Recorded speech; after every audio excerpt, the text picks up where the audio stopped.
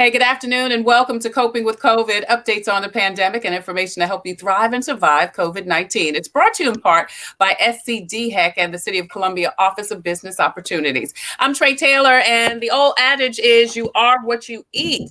Well, we're going to talk to Phyllis Allen today to find out if that is actually true, if what you eat and how you prepare it affects your health dealing with COVID. And should we still be wiping down our groceries after we come from the grocery store?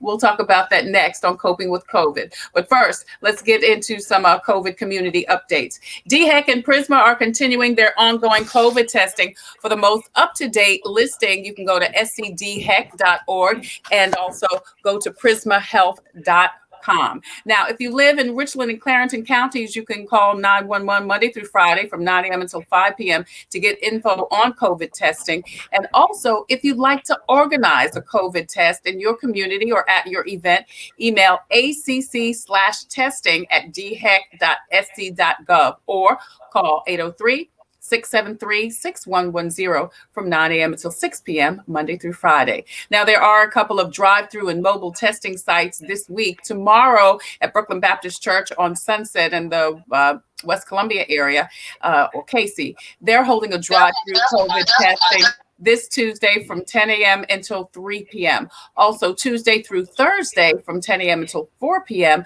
Kroger is going back over there for that state fairgrounds testing. Now, you do have to make an appointment, but it's easy. All you have to do is go to thelittleclinic.com/drive-through testing. You can see that information scrolled at the bottom. And then this weekend, Friday and Saturday from 10 a.m. until 2 p.m., you can stop by Benedict College Stadium on Two Notch Road and get testing there. For more information on that, call 803-277-4762. That's 803-277-4762. That's your COVID community updates. I'm Tre Tailor. We'll keep that information scrolling on the bottom of the screen for you. Right now, though, we're going to talk to Phyllis Allen. She's upside down right now, but she's it's okay, girl. You look much better right side up. Phyllis, okay. Thank you for joining us, and thank you for coming the right side up for us. Listen, Phyllis is the director of the Division of Public Health, Nutrition Practice, and SNAP at the Department of Health and Environmental Control. And Phyllis, so let's talk a little bit about what we eat. And I think we all know there are certain things we just grew up knowing that there were certain things that were not good for us to eat in moderation, all of that. But as it pertains to illnesses and particularly this pandemic, COVID, I actually had a question a couple of weeks ago on Coping with COVID about why or how does what we eat affect us being able to deal with diseases like COVID and stuff like that. Can you tell us? Well, Tre, thank you for having me today. Absolutely. We're getting some feedback, aren't we? I don't hear any feedback. Well, I hear very little, so I think it's okay. Okay. Well, in terms of your immune system, there are plenty of foods that you can eat to boost your immune system. Okay. Now, things like vitamin C, vitamin A, vitamin E, zinc, all of those things are important. But the one thing I want to say is that you don't need to go out and take a bunch of pills to get those vitamins to help your immune system. It is much better if you can eat foods rich in those nutrients and eat a healthy diet, number one. Mm-hmm. And eating a healthy diet rich in those nutrients, vitamin C, vitamin A, vitamin E, vitamin D, all of those will help you have a healthy immune system that may help to reduce to boost your immune system and give you some resistance to infection. Right. Now you mentioned, we don't have to go out and get a bunch of vitamins, but vitamins are a good thing also, right? Do you recommend taking a daily vitamin? Absolutely. But I also do caution people that you do not need to take vitamins with megadoses, which Mm. all on the side, if you check the side, it'll say 100% of your daily requirement. That is what you need. You don't need those ones that have 5,000, 10,000, 200%. You just need a daily vitamin as an insurance that you're getting all of the nutrients that you need, and you're along with that eating a healthy diet.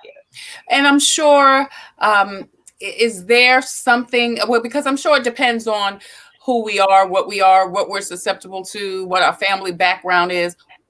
That depends on what we're deficient in, correct? So it's different for everyone. Well, yes. I mean, there are different requirements for adults. There are different requirements for children.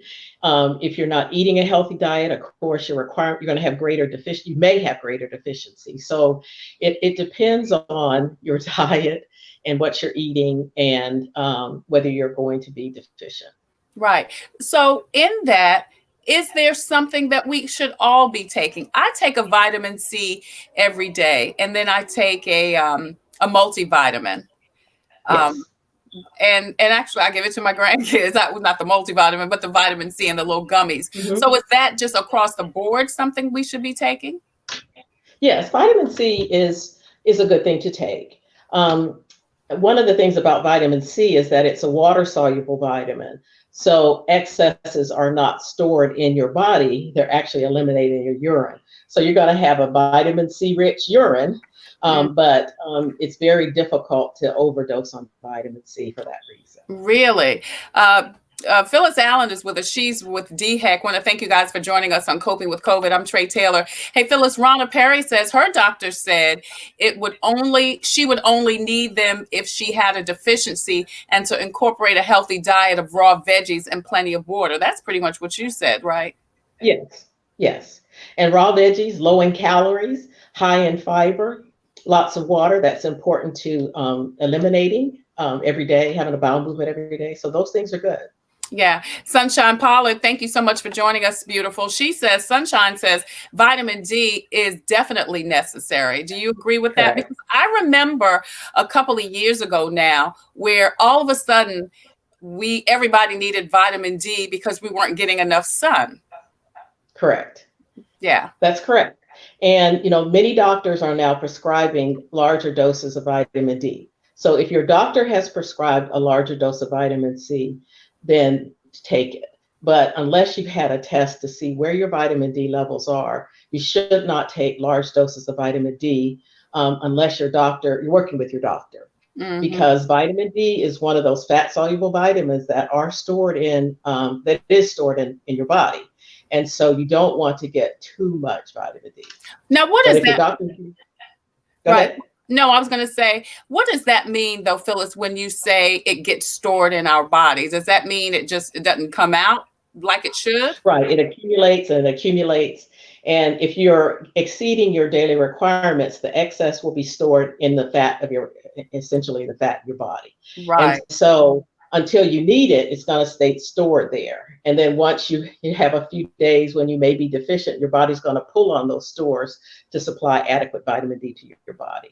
Marva Williams Mendenhall wants to know if a vitamin C deficiency is common among African Americans. What do you say, Phyllis?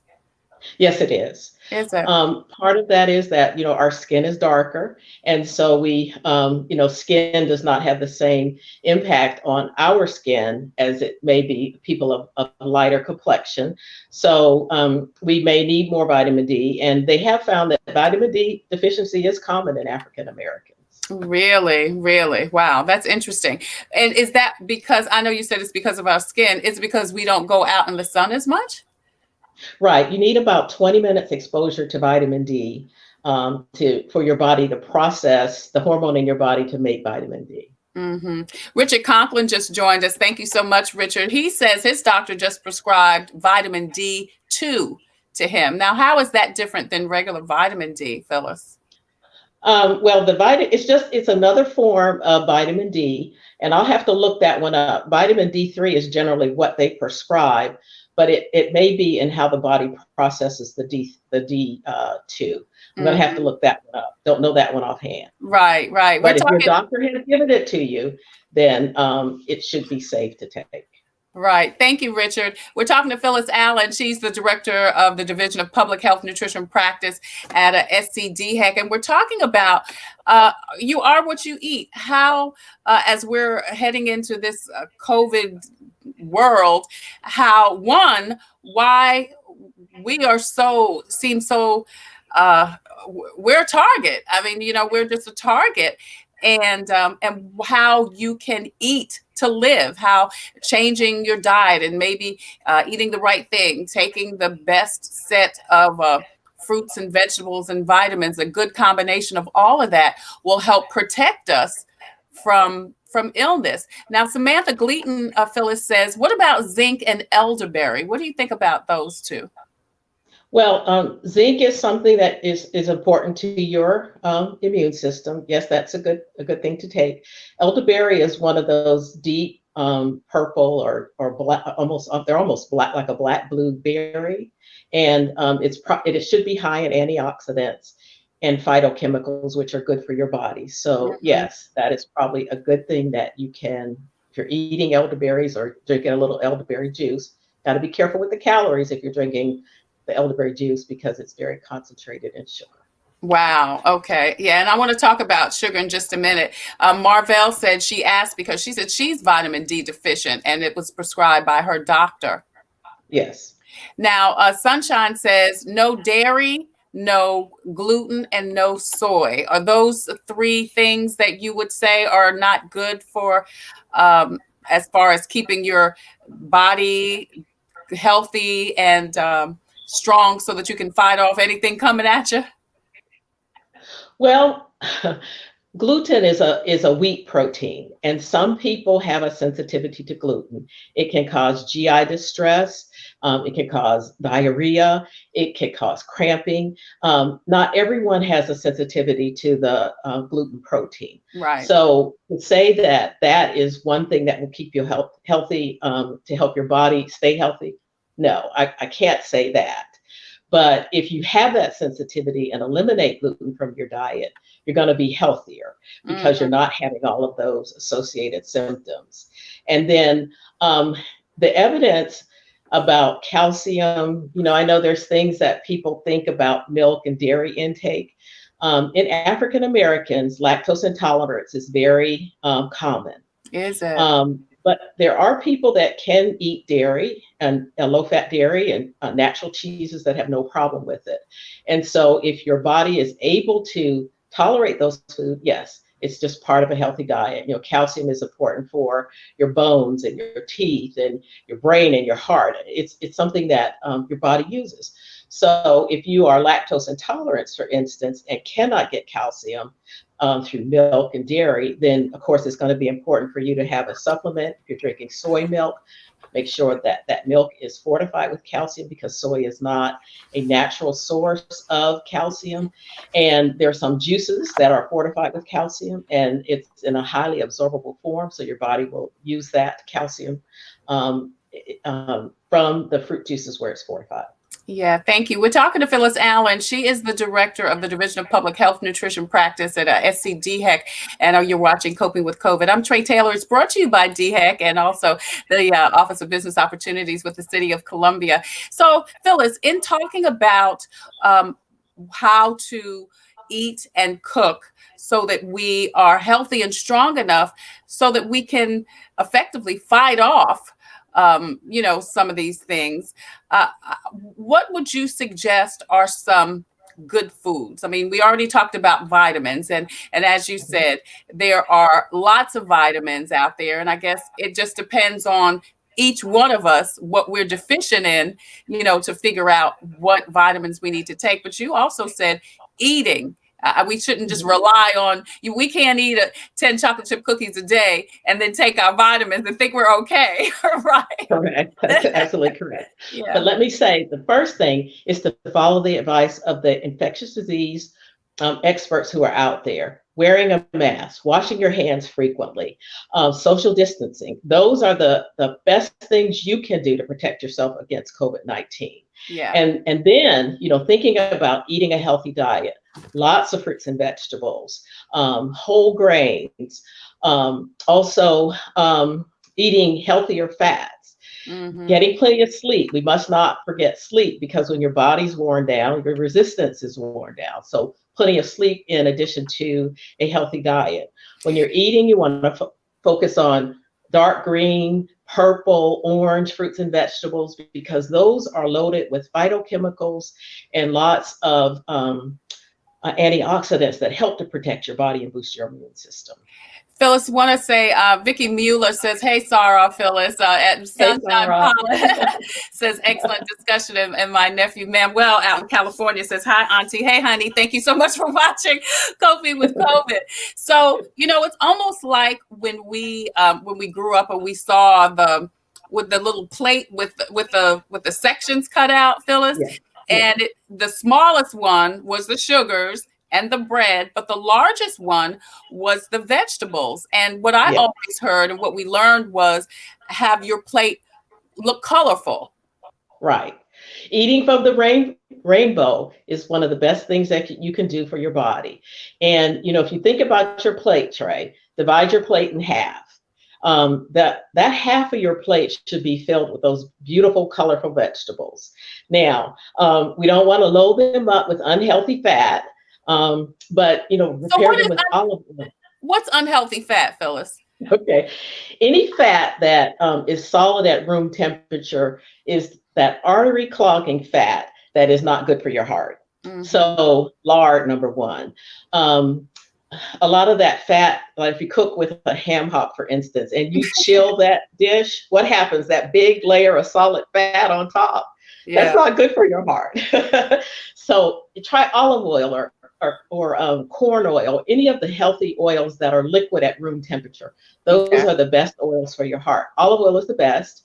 You have canola and corn. Any of the vegetable oils are better for your heart than that solid fat. Butter. Butter is one too that is solid, basically solid at room temperature and very high in saturated fat.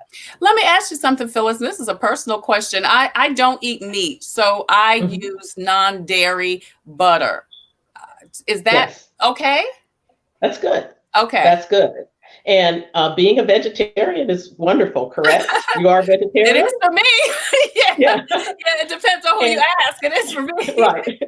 And you know that what the evidence says, that a plant-based diet is the healthiest diet that you can eat. Right. And then you have people that fall into this flexitarian, where they're vegetarian most of the time, and they may want to have a piece of meat occasionally. That's healthy too. But it's what you do most of the time that has the greatest benefit from your health. So if you can get to a vegetarian diet or even a vegan diet, a lot of people can't get that far, but they can get to vegetarian. That's the healthiest thing that you could do. And then Trey, I'm sure you're using a lot of meats and beans, not meats, excuse me, beans, nuts and beans, and those kind of things for your protein. And that is fine. You can get healthy protein from plant sources. Beans and rice, that's a complete protein. So that's still out there. So it's good. Yeah. So, all right. So we need to, obviously, as you said, eat from the rainbow, as you said. And then, of course, Sunshine says she's pescatarian. So that means you eat fish. So, and then you said, eat from the rainbow, use healthy fats, which with canola oil. I've seen some macadamia oil. I heard macadamia oil is really good. Sunflower oil, corn oil, things like that. Yes, those are all very good, healthy oils. Yeah. And what about the different types of, let's talk about meats first. If people are eating meat, and there's more people eating meat than not, so it's okay. But so what are there better meats than others? Okay, the lean meats like chicken, turkey, fish, those are the top ones. Fish is good for your brain, especially salmon, which is high in omega-3 fatty acids, good for your brain. And now there's this strong evidence that what's good for your heart is also good for your brain. And so the omega-3 fatty acids are great for your heart health. And now they're finding out that your heart health is linked to your brain health. You're getting, good, well-nourished blood, oxygenated blood to your brain. So those are the top ones. Tuna fishes, any of the fishes are good. They're lean. Even if you're eating meat, eat the lean ground beef or Okay. lean ground turkey, green ground chicken. Just make Mhm. sure that it's not combined with the fat content is higher, because what they could do, they could take that lean meat and grind it up with some fat to make it higher in fat. So make sure that it has lean on the label. Right. Want to thank everyone for joining us for Coping with COVID. I'm Tre Tailor. Phyllis Allen is with us. She is the Director of the Division of Public Health Nutrition Practice at SCDHEC. Hey, uh, Phyllis, Centrell Thompson wants to know what's some simple diet do's for expecting moms? Okay. Calcium is very important during your pregnancy. And the advice is pretty much the same. Eat healthy. You don't need to gain a whole lot of weight. Um, some women, the appetite increases and they eat more and they say, "Oh, this is a time for me to just eat what I want." But no, because what happens is that weight is very hard to take off That's after you right. have weight. And so, and the one thing that I would like to encourage her to do is breastfeed her baby, because breastfeeding is so important to a healthy baby. And even, if you can get to a year of breastfeeding, that's wonderful. If you can make it 2 months, that's still great benefits for you and the baby. What breastfeeding does, of course, it burns more calories to make that milk. It helps your uterus shrink down to normal size a lot quicker. Antibodies are passed through that first milk. It was not really milk, it's called colostrum. A whole Mm. lot of beneficial compounds for your baby are passed through that kind of yellowish milk that comes out the first few days. So there are a whole lot of benefits for both you and the baby. So I'm encouraging her to consider breastfeeding her baby. Okay. That'll be the best thing that she can do after the birth. So you're basically saying the same types of food. So there's nothing more or less that she needs to be doing pregnant. Right. She may need she's going to need more calories. And, Mm. you want to get that from good, healthy foods. You want to get some extra protein, an extra serving of protein in a day, an extra serving of something rich in calcium. But basically, the recommendations are the same: eating a wide variety of foods, healthy foods. There are some things that pregnant women should avoid. Got to be careful with some of the tunas. They say pregnant women should limit tuna to 2 times a week. You don't want to eat something like tuna every day. Okay. Um, and it's mainly because some of them may have a higher lead content, and so during your pregnancy, you want to limit tuna. Um, so basically, those are the kind of things that you want to do. Just eat a healthier diet. You may need some extra things, but you don't need an excess amount of calories. And particularly, those should come from healthy foods. You don't want to. Sometimes women will give into those cravings. You may want ice cream or Absolutely. cookies. Yeah, but you can't do that on a daily basis and expect to keep your weight gain at a reasonable amount during your pregnancy. Right. Centrell, thank you so much for your great question. Tori Tolan says, great job, Phyllis. And Raina Perry Thank is you. saying yes for breastfeeding. Vicky Mueller says, great advice. Thank you all so much for joining us on Coping with COVID. Phyllis Allen is the Director of Division of Public Health Nutrition Practice at SCDHEC. And we're talking about how to eat to live and help fight off a little bit of everything that's coming at us: cold, flu, COVID, because several people have said to me, and even on the show, that they wonder why African Americans or people with pre-existing conditions are hit harder when something comes. And you say what, Phyllis? Well, my expertise is nutrition, and the experts, we have African Americans have higher rates of chronic diseases, which can make them at greater risk for getting COVID. And so, if you listen to the experts, that's why they're telling people with those at-risk conditions to avoid exposure, do wash your hands, wear your mask, social distance. But underlying health conditions are one of the things that make you at greater risk of contracting Yeah. COVID-19. And most of those health conditions have to do with what we eat. Wouldn't you agree, Phyllis? Absolutely. Diabetes, hypertension, heart disease, strokes are in that cardiovascular disease, higher rates of stroke. So if you think about all of most of the chronic disease, cancers too, I forgot cancers. Hmm. Our rates in the Black community are much higher than other groups, and so Yeah. that places us at greater risk. Michelle Kearse wants to know, Phyllis, what about avocado and grapeseed oil? Are those okay? Those are good. Avocados are also good for you too. They're a healthy fat. That's another healthy fat. Hmm. Rhonda Perry says she just had ground chicken for the first time and she thought it was delicious. Does it taste that It much is. different, Phyllis, than ground No, turkey? it does not. When I've used ground turkey, I found that you have to use a few more spices. It needs a little more kick to it. But Hmm. actually, it's very, very good and very lean. Okay. All right. Also, Rana Perry wants to know, are there any foods that aid in sleep? Um, I'm trying to think specifically. There's some advice they may give you. You may want to drink something warm at night, like a warm caffeine-free tea. There's some things you can do to make your sleep environment healthy, like don't use your devices close to Yeah. bedtime because of that light. Your room should be cool. But specific foods for sleep, melatonin has a role in sleep, and some people do take melatonin to help sleep. But specific foods, no. Yeah. Okay. All right. So we're talking to Phyllis about the way we eat and the way we cook and how that affects our health. So we talked a little bit, Phyllis, about cooking in healthy fats.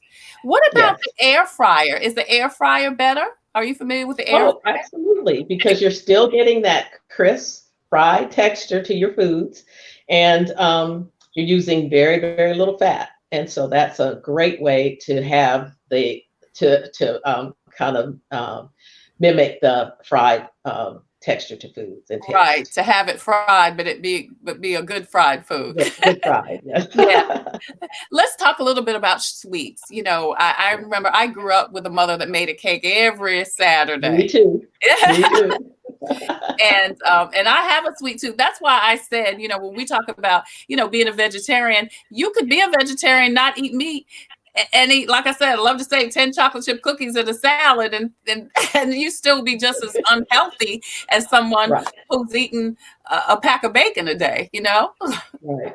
So, Yes. so let's Uh, talk about sweets. Yes. Well, Trey, your body does not need sugar. It needs complex carbohydrates, but your body can get along very well without those refined sugars. Really? And yes, yeah, I know. So sugar does nothing. It does not serve any purpose. No, not Wow. really. Do y'all It's hear just that? a concentrated energy source. And that includes things like white sugar, brown sugar, which is just white sugar with some molasses added to it, molasses, maple syrup, all of those are forms of Honey, sugar. honey.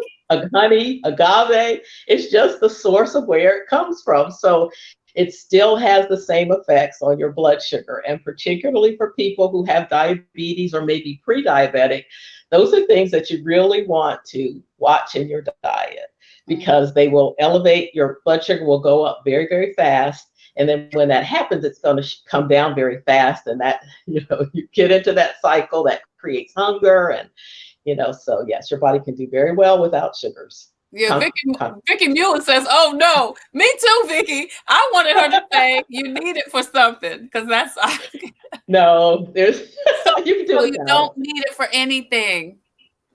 No, it's the and Okay. actually sweet is a very learned response. And when you give that, have you ever seen a little baby that's never had ice cream and somebody puts that ice cream on their Yes, tongue and they yes, just want it. Yes. And yes. so it is rather, I don't want to say It's, conditioning, but it is once very you're exposed to it, addictive. It's very yes, addictive. yes. Yes, and that baby, when they see ice cream the next time, they get excited and their eyes Yes. light up. And so, yes. And that's why I'm saying, I mean, it is very addictive. That sugar, I mean, good grief, Charlie Brown, that stuff is so you don't need It, it. And then it's hidden in a lot of foods too, right? In yes, our breads. yes, It's in some breads. It can be, of course, it's in sodas. And you see adults and children rocking around eating those 20-ounce sodas with sugar sweetened. And you can have between 10 to 12 teaspoons of sugar or more in that one bottle of soda. Mm. And a lot of times, those sugar sweetened sodas replace the healthier beverages we should be drinking, like water and some fruit juice, because you do need the vitamin C like you get in orange juice. So yes, it's hidden in a lot of the food processed foods, Mhm. and it has many different names: high Right, fructose corn right. syrup. There's beet sugars. There's all kind of sugars that you'll see on those labels, and you can go to some website to see what means sugar on the label. There are a lot of different compounds that are sugar that can be added to food. And Right. the best way to, I see you have a question. I'll tell you when after you ask No, the well, question. Michelle just says she loves that refined sugar in her coffee. She said, pray for her. Okay. We will pray for you. Yes. But if you are, say you're drinking a soda and you go down on the label and it says carbohydrates, it might say 40. Go down to the next line and it says added sugars and it says 40. That is all sugar. And Mhm. if you divide that number by 4, it will tell you that there are 10 teaspoons of sugar in that particular beverage. So Wow. that's a quick way to look at your label and see how much added sugar is in your beverage. So Samantha Gleaton says, there goes those brownies she just made. Yes. Go give them to that person. Well, I guess you can't give them to anybody. You're not supposed to. So F. Maxine Moses says she uses monk fruit to sweeten. How do you feel about monk fruit? Well, monk fruit comes from a plant. It's in that family like stevia, so it is plant based. And stevia is very popular. Monk fruit is rising in popularity. It's a good substitute for regular sugar. The only thing I do caution people about that everybody's body is different. And Hmm. so I know someone who substituted stevia in their coffee, two packets like they did with something else, and developed a skin rash, kind of a Wow. reaction. So if you're using some of those other items that are from plants, just watch to see that you're not having some kind of sensitive reaction to it. May not be serious. You may be able to use it next time, but just know that although they're safe, they may not be without risk for everyone. Okay. All right. Michelle Keir says, wow, great information. So monk fruit and stevia are okay. Yes, they are. They're from plants. Okay. All right. So Gary Hunter says, wow, agave sweet bitter. How is it? Uh, Agave Agave. sweetener. Yeah. How safe is it? He said again, agave sweetener. How is it and how safe is it? Um, for people that are not diabetic, it's okay. It still has some sugar in it, and you can't use it liberally. But if you want to use that to sweeten some of your foods, it's okay. But just remember, it still does have some simple sugars in it, just a So you're different form of sugar. saying sugar is of the devil. Sugar is evil. Well, sugar comes in different sources So from what's the different best sources. sugars? Just like the best fats, what's the best sugars? Because here's the thing, people gonna eat sugar. So Yes. Michelle needs to know what to put in her coffee, and Samantha needs to know what to put in her brownies. So what kind of sugar do we need to eat? Well, you can have those brownies with sugar. Just don't eat the whole pan. Watch your portion sizes. A 2 by 2 by 2 brownie is probably a good serving size to limit yourself to. Now, Trey, when we're stressed and we're in the house and Yeah. Americans are baking more. Flour. I heard somewhere that flour is in short supply because people Wow. are doing more at home. It's So up if there you like toilet paper, huh? yeah. But you got to be, there are foods that could trigger you to overeat. So you just got to know your limits. And if something triggers you to eat, you may have to keep it out of the house or bring it in small portions so that you don't eat that whole plate of brownies that you made. Right, right. Michelle says all things in moderation. Absolutely right. And Absolutely. Gary says, thank you so much. Maxine says that monk fruit, I guess she's talking about, don't raise your hypoglycemic levels. Correct. It does not. It's a calorie It's a non-calorie sweetener, and so it does not have the same effect as those simple sugars that raise your blood sugar. Okay. Thank you all so much for joining us on Coping with COVID. Phyllis Allen has joined us. We've been talking to her about how and what to eat and how to cook so that we can be healthy, so that our bodies will be able to fight off and survive some of these things that we're dealing with, COVID being one of them. She's the director of the Division of Public Health Nutrition Practice at SCDHEC. We're going to come right back with more of your questions and more with Phyllis. But first, we need to do a couple of sponsor announcements, Phyllis. So we'll be right back. I want to tell you that our Coping with COVID is sponsored by South Carolina Department of Health and Environmental Control. Visit scdhec.gov for an updated list of testing sites and important information on how to protect yourself, your family, and your friends from the coronavirus. If you want to see the ticker at the bottom tells you some of the upcoming testing sites that are going on in and around South Carolina. The Coping with COVID is also brought to you by the City of Columbia Office of Business Opportunities, helping to meet the needs of small, minority, and women-owned business in the City of Columbia, South Carolina. Hey, check out the first in a series of Back to Basics financial webinars, Bookkeeping Boot Camp with Anthony and Hamilton Grant. Visit Eventbrite and search OBO, Office of Business Opportunities, for more information and to register for the webinar. Again, Coping with COVID is brought to you by SCDHEC, Healthy People, Healthy Communities, and also the City of Columbia, Office of Business Opportunities.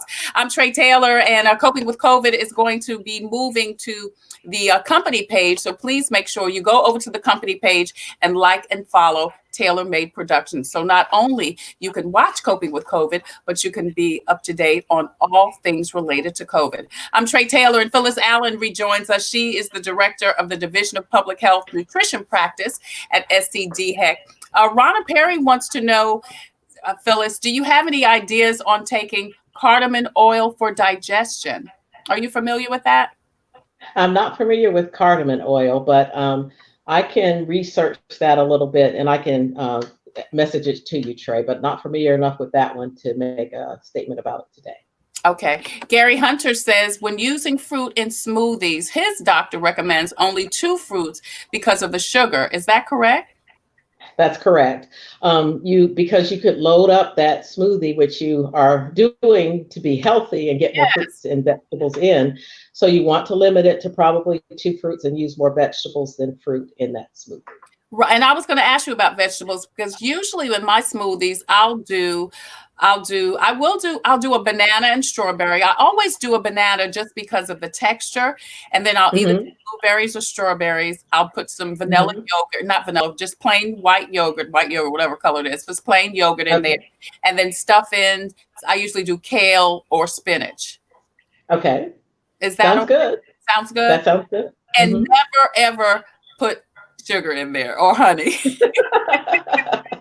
Because you have the natural sugar from the fruit, right? Yes, it should be sweet from the natural sugars. The longer you leave a banana, the sweeter it gets. Yeah. Let it ripen. Samantha Gleaton says she already ate 3 of her brownies. So Samantha, you can't eat any more. You can't eat any more. Till tomorrow. Till tomorrow? She can eat some more. She ate 3 already? She's got her 3 servings of sweet stuff today. Wow. All right. So Michelle Harris has a question. Thank you, Michelle, because we were going to pivot to that, as a matter of fact. We want to talk now. We talked about how to eat, when to eat, what to eat. And I do want to talk about now this move to wipe down our food. A lot of people were recommending that during this, COVID crisis, that we really need to be conscientious about how to bring our food from the grocery store into the house. Can we talk a little bit about that, Phyllis? And thank you, Michelle, for your question. Well, I think anything that we can do to cut down our risks is good. And what the recommendation was you wipe down everything you could and then let it sit out and in the garage or in another room. And I would say to continue that as just a precautionary measure. I believe I heard something recently that they found that COVID may not, and I say may not, live as long on surfaces as they originally thought. But I would suggest that people continue to do that. out of an abundance of caution. If there's for instance, if there's a container inside, take it out of there and throw the outside container away, because people may have touched that outside container. Right. So I would say and I continue to do it. I mean, I started it, so I just continue. I wipe things off.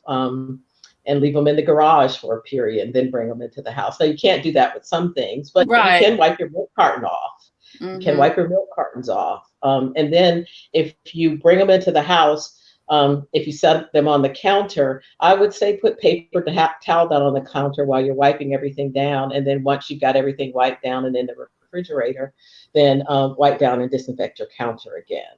So you want to do it out of an abundance of caution.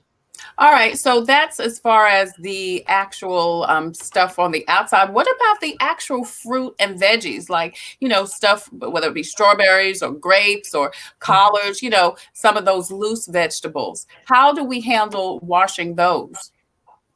Well, you should have been washing them all along. Yeah. And so you should never eat those fruits and vegetables without washing. So you should continue to wash them as you have in the past. And now with some, if you introduce water on a fruit or vegetable, that water could cause it to spoil sooner. So just be sure, and I would say wash things off and air dry them and then put them in the refrigerator so that you're letting as much moisture evaporate off of that fruit or vegetable as possible. Now, two follow-up questions with that, Phyllis. Do we do this? And so we bring them into the house? You can go ahead and bring them in the house and wash them off? You're going to have to, unless you have a place outside. We hose them down. Do we hose them down? Right. But I would try, if you want to put them on the counter, lie on the counter in paper towel. Don't put any, I always bring my own shopping bags to the grocery store so that I'm hopefully reducing the germs that I'm bringing back into my house. Mm-hmm. So I would recommend that.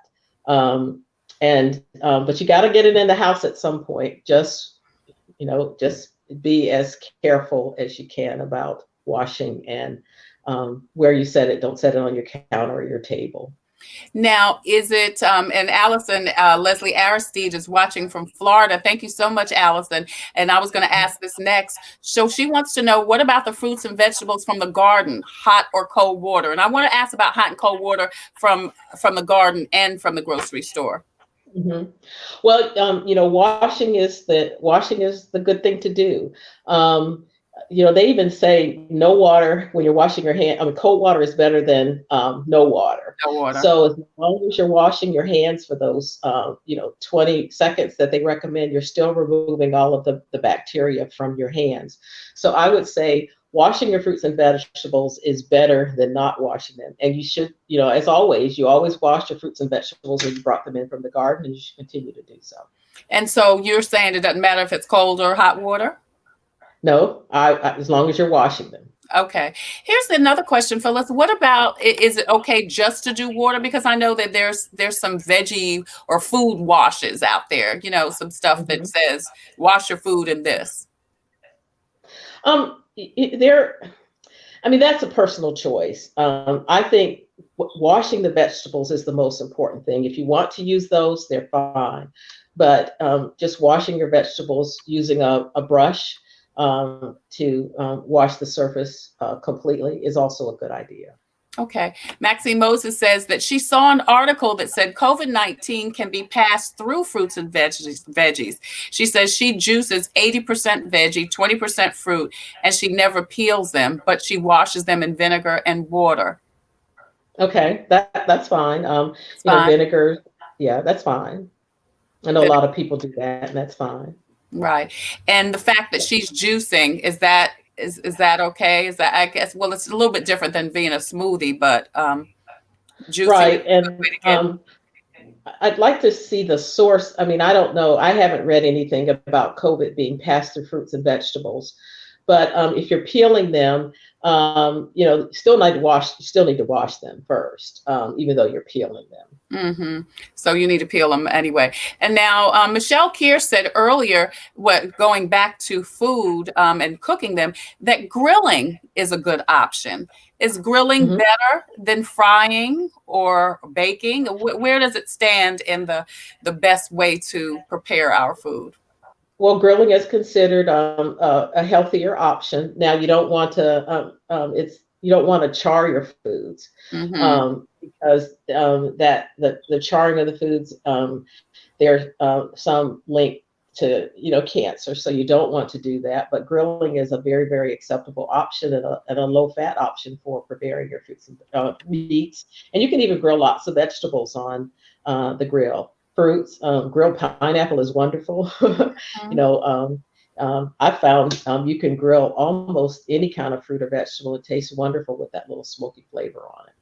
Phyllis Allen joins us. She's the director of Division of Public Health Nutrition Practice at SCDHEC. We've been talking about the best ways to cook, prepare, and purchase your foods, and we've talked a little bit about how to wash and care for them in this COVID community environment. Michelle wants to know about buying in bulk. She said she wants to know what's the best way to preserve healthy foods, fruits, or veggies. And she's talking about primarily fresh. Yeah. So I guess she's asking, once you get them, do you wash them and just put them straight in the freezer? What's the best way to preserve them? Oh, absolutely. Say you can get strawberries are very cheap now.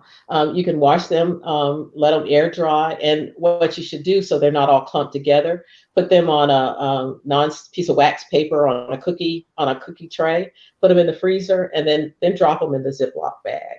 Okay. And any of the berries are wonderful for you. They're very high in the antioxidants and the things that we want, the phytochemicals that help boost your immune system and protect your body. And so those are good. You can freeze a lot of things. Corn will be plentiful soon. You can take the corn off the cob and freeze it that way, or you can freeze the corn cobs. So you can freeze a corn cob. Yes. Okay. And what about other types of vegetables? Or I mean, like something like a lettuce, because it's got so much water in it. Is that good? Lettuce, spinach, kale? Lettuces do not freeze. Okay. The heavier, the more sturdy greens like collards, turnips, kale, most of those you can freeze. But it has to, well, in terms of kale, I don't think the baby kale freezes well, but the mature kale you can freeze, because baby kale is a little more tender and a little more susceptible to temperature changes. I tried to make a dish once with some lemon juice, and the baby kale really whipped out. It really did. Really? So Really? yeah, yeah. So for the most part, what about green beans or peas? Green beans, peas, tomatoes. You can freeze, but they're not going to be the texture that you can use for a sandwich. So you would have to use them in cooking. So other than the real watery lettuces, there are very, very few vegetables that you cannot freeze. Hmm. Let me ask you this, Phyllis. What about food that was, oh, I guess the best time to freeze? Is it best to freeze the food as soon as we get it, wash it, freeze it? Or Hmm. do we wait if like after we cook it? And of course, many of us freeze leftovers, but what's the Right. best options as far as freezing food? Well, I would say if you're buying it to put it up for um, a few months from now or a few weeks from now, I'd say go ahead and freeze it right away. We all have busy lives. You may forget about it, and then it's going to be not Spoil. as fresh as it was. So freeze it as soon as you get it and have the time to put it up properly. Hmm. And date Michelle, it. Be sure and date it. okay, right. And label it. I guess you got to label what it is Yes, and what the date is. Yeah, that's good. That's exactly. good advice. Yes. Michelle Keir says that she buys and cuts up and frees bananas all the time. And if she's Hmm. freezing bananas, I'm sure she's probably maybe putting it in a smoothie or something like that. Yes, they won't be good to go in cereal. They're going to be a little very mushy once they Yeah, come unthaw. yeah. Maxine says wash and dry if you're not freezing. Put them in a glass jar Blanch Mhm. dark green veggies before freezing. Yes, and you can blanch vegetables too. What that does is it cooks them. It gives them, it highlights their color. They get like your Brussels sprouts a bit greener, Mhm. and you can blanch them in boiling water for a couple about 2 to 3 minutes. Put them in an ice bath, and then freeze them. So yes, that's another good thing to do. Thank So, you, Maxine. yeah, thank you, Maxine. And for Phyllis and Maxine, for those people who don't have a culinary degree, what does blanch mean? Okay, you bring water to a boil. And Okay. then you put the vegetable in there and turn the heat off and let it sit in the water for 2 to 3 minutes. Then you put it, drain out of the hot water, and then put it in an ice bath. That stops it from cooking, and that gives it a bright texture, and it's better for freezing that way. Oh, that's cute. I'll never do I'm that. sorry about that. No, I might be Thank you. the only one that don't know what blanch means, but in No, any case, no, but people used to do that all the time, and now it's less it's very uncommon. So yeah, thank you, Trey, for yeah, bringing that yeah, to your yeah. I'm trying to light break it down attention. to the least common denominator, girl. Listen, Allison from Florida Thank you. wants to know if she can get the no sugar in smoothies in writing. She needs to tell her husband that. She said she and her husband fight about that all the time. So can you So give he's her a adding letter? sugar? Yes. Oh no, he doesn't. Not the vegetable. Those fruits are sweet enough. Yeah. Well, she needs a note from the teacher. Yes. Okay. I have a prescription pad that I can write it on.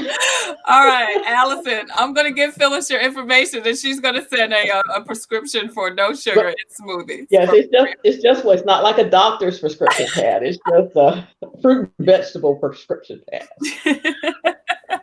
I will send a note from the teacher. So, Phyllis, anything else that you can share with us as far as what we need to do, how we need to eat, what we need to eat, how we need to prepare foods so that we can be in our best health, so that we can fight off, different diseases. And again, we're dealing with COVID. African Americans, as you said, traditionally, when anything comes, we're the first That's ones, hard. yeah, that are hit harder because of those underlying conditions, the Mhm. hypertension, the high blood pressure, the diabetes, the list goes on and on. Eating healthy, getting plenty of sleep, focusing on fruits and vegetables, watching your portion sizes. We eat, Portion size. all of us eat a lot more than we really need. And a lot of times, just monitoring your portion sizes can cut your calories so that you're able to lose weight without really, counting on calories and counting everything that you're taking in. Mhm. Limit those fried and fast foods because, as particularly fast foods, can be very, very high in sodium, especially. And since we have higher rates of hypertension and heart disease, that is a concern. If you have to have snack foods or want some cookies, if you can bring them in limited amounts, for instance, get that 2 for $1 bag of chips instead of the 3.99 bag of chips because you're less likely to overeat. So if you need something, get it in an amount that's controllable. Mhm. Even chocolate. I mean, buy it if you need a little chocolate now and then and having a craving for chocolate. Get the small chocolate bar and not the bag of chocolate bars that Right, is in right. the house to tempt you. Um, the one thing that we didn't talk about is exercise. Exercise is so important because that's another key component to being healthy and your immune system being healthy. Exercise is so important along with that good sleep. And so eating whole grains, making sure that you're having a bowel movement every day, that's a good Right, indicator that you're right. eating healthy and you're eliminating all the waste from your body every day on a regular basis. And let's talk a little bit just briefly about exercise. Do you think just a little bit, just a walk or walking up the stairs, maybe just Mhm. movement? Yeah, I mean, you're not talking about you don't have to go to a gym. And a lot of You gyms are don't have not to go open to a anyway gym. now. Yeah. And it's good to, adults need about 30 minutes of exercise every day. Now, that could be brisk walking. You should be able to walk and talk with a little laboring to your breath and your heart. Your heart is pumping, but not so that you shouldn't be walking so hard that you can't talk. Right. And if you can do it with a friend, that's good. They say outside, as long as you're not in a concentrated place with people, that you can exercise without a mask. But if you feel you want to wear a mask, that's fine. Children need about 60 minutes of exercise a day. So for children, gonna have to let the children get outside and bounce around in the yard and play. And unfortunately, a lot of them are having to do it in the house now because they're Yeah. so isolated. But encouraged physical activity for both parents and children. And I've noticed a lot more families walking outside lately. I really Yeah. have, since we've been under this quarantine, seeing a lot more families doing exercise together. Yeah. Now, Phyllis, if people want more information about the tips and suggestions that you have given us today, or want to just talk to you about how to eat a healthy, diet, how to cook healthy, Mhm. how to get a prescription to tell their husband no sugar, Okay. no sweets, Okay. how can they Um, contact you? okay. I'll give you my email address. Okay. It's Allen, ALLENPPA at dhec.sc.gov.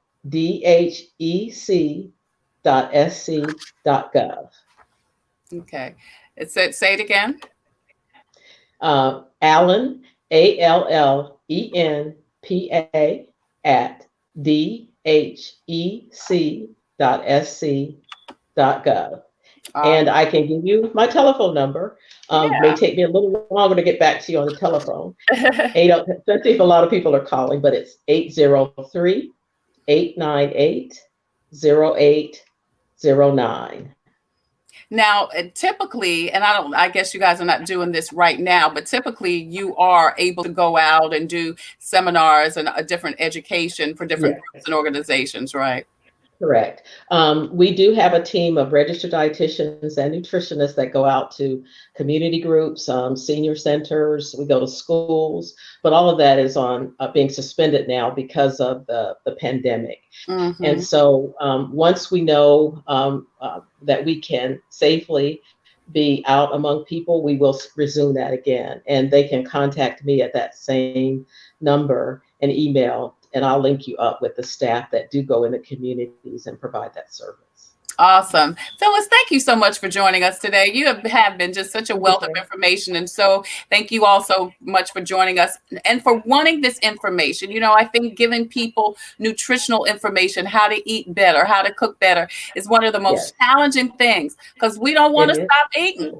We want to eat what we want to eat. Right, you right. know, But you can't do that. You want to be healthy. if you want to be healthy. And I think like I think Michelle Keir said, do it in moderation. Give yourself a little tip, Right. because is it more important to eat that box of those Samantha, is it more important to eat all of those those Those brownies brownies. now, or to have a healthy Those life? Rice Krispie treats. Yeah. No, Yeah. no.